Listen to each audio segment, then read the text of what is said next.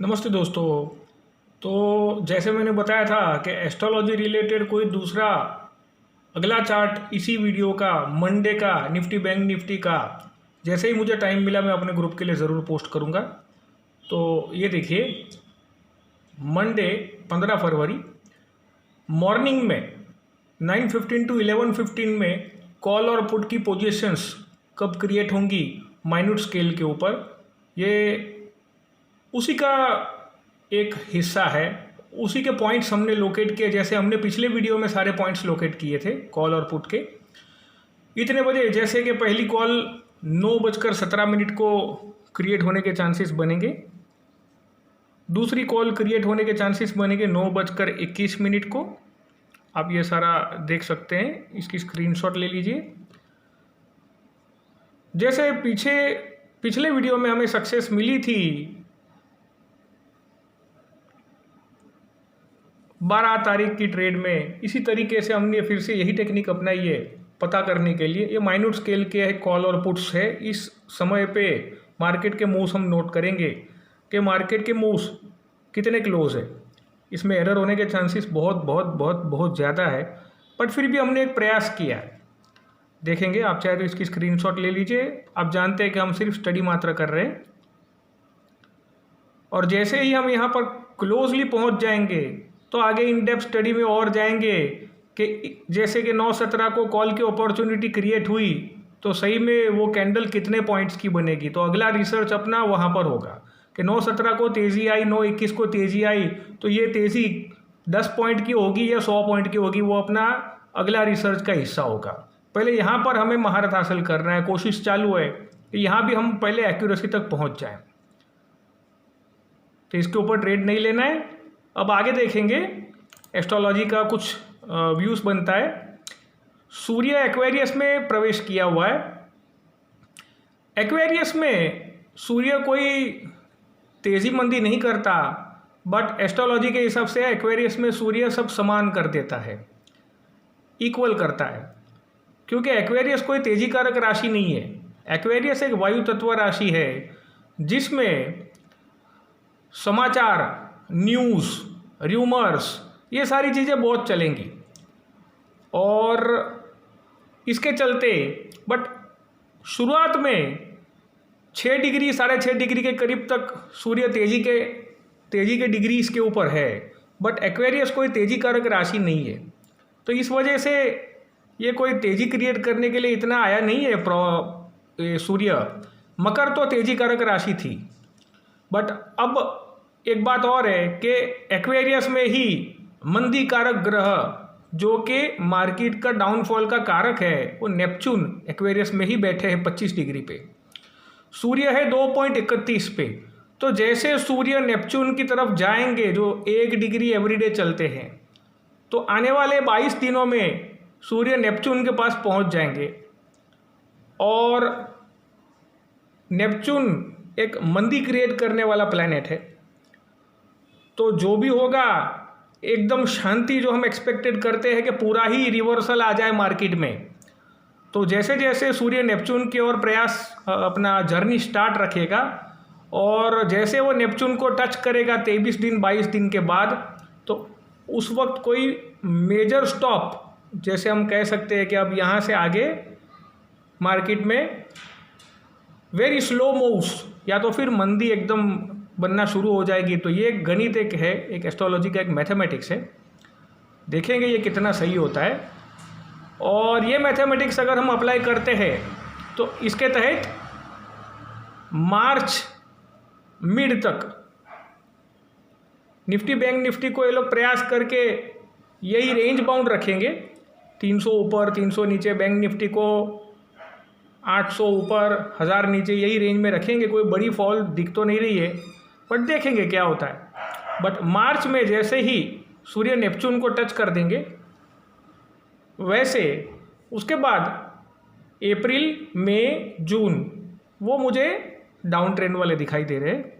ये तो एक हो गया एस्ट्रोलॉजी का सामान्य गणित, सिर्फ और सिर्फ कारक सूर्य को लेके। एक और बात है कि सूर्य एक्सिस बैंक का कारक देखा गया है, देखते हैं आने वाले समय में एक्सिस बैंक के ऊपर इसका इम्पैक्ट क्या होता है। चाहे तो समान भाव बनाने के लिए उसको ऊपर लेके जाएगा, हम स्टडी करेंगे, जो उसका हाईएस्ट प्राइस था वहाँ पर लेके जाएगा, बट सूर्य एक्सिस बैंक के ऊपर काफ़ी इम्पैक्ट डालता हुआ देखा गया है।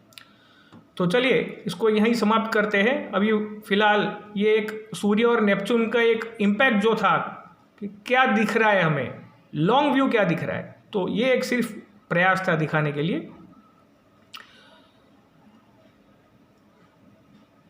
मार्केट क्या कहती है, बैंक निफ्टी अगर हम देखने का प्रयास करते हैं 15 मिनट के मूव्स में, ये देखिए ये हमारी जो ये 15 मिनट की कैंडल्स हैं, अगर हम ट्रेंड लाइंस बनाते हैं यहाँ पर, अगर हम ट्रेंड लाइंस बनाते हैं तो ये देखिए यहाँ से मार्केट ने रिकवरी ली 35,420 से, 35,420 से। तो यहाँ से अगर हम एक ट्रेंड लाइन बनाते हैं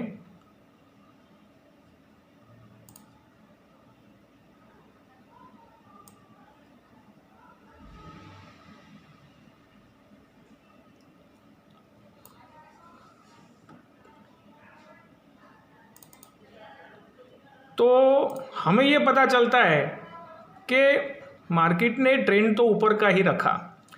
अब अगर हम ये देखते हैं कि बैंक निफ्टी में कंटिन्यूस सेलिंग कहाँ कहाँ पर आई, तो ये देखते हैं बैंक निफ्टी में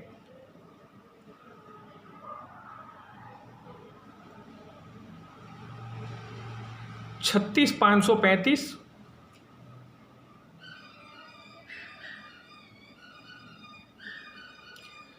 535, 525 की जो जोन है एक, दूसरी देखेंगे यहाँ पर 2 बार सेलिंग आई है, 3 बार सेलिंग आई है ये रेंज से 36,330, यहाँ से 2 बार सेलिंग आई हुई है 36,330 से, ये आप देखिए।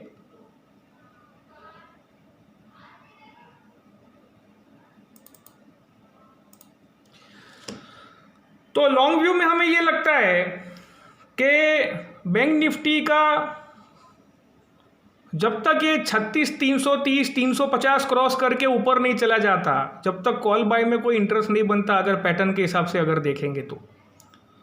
और लोअर साइड पे, अगर लोअर साइड पे अगर हम देखेंगे तो इसने यहाँ सपोर्ट लिया, यहाँ से देखिए इसने बुल ट्रेंड बनाया पीछे,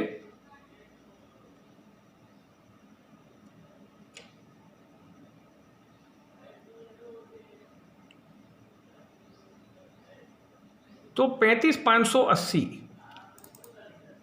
तो ये 35,580 ब्रेक करके नीचे जाए तो हम कोई स्टॉप लॉस लगा करके पुट का एक प्रयास कर सकते हैं।